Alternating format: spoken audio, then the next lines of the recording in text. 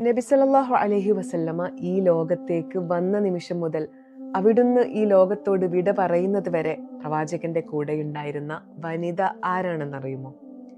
Umm Ayman റളിയല്ലാഹു അൻഹ, തിരുനബി സല്ലല്ലാഹു അലൈഹി വസല്ലമയുടെ വളർത്തുമ്മ, നബിയുടെ സ്നേഹഭാജനം സെയ്ദ് ബിൻ ഹാരിസയുടെ ജീവിത സഖി, ചെറു പൈതലായ മുഹമ്മദിനെയും തിരുദൂതനായ മുഹമ്മദ് സല്ലല്ലാഹു അലൈഹി വസല്ലമയെയും ഉമ്മു ഐമൻ റളിയല്ലാഹു അൻഹ കണ്ടിട്ടുണ്ട്.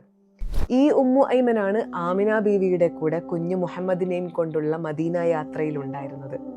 റസൂൽ സല്ലല്ലാഹു അലൈഹി വസല്ലമയുടെ വഫാത്തിന് ശേഷം അബൂബക്കർ റളിയല്ലാഹു അൻഹു ഉമർ റളിയല്ലാഹു അൻഹുവിനോട് പറഞ്ഞു, തിരുനബി ഉമ്മു ഐമനെ സന്ദർശിക്കാറുണ്ടായിരുന്നത് പോലെ നമുക്കും ഇനി അവരെ സന്ദർശിക്കാം.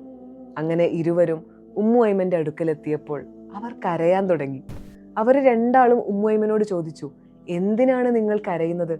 മാ ഇൻദല്ലാഹി ഖൈറുൻ ലിറസൂലിഹി സ്വല്ലല്ലാഹു അലൈഹി വസല്ലം, റസൂലിന് ഉത്തമം അള്ളാഹുവിന്റെ അടുക്കലല്ലേ?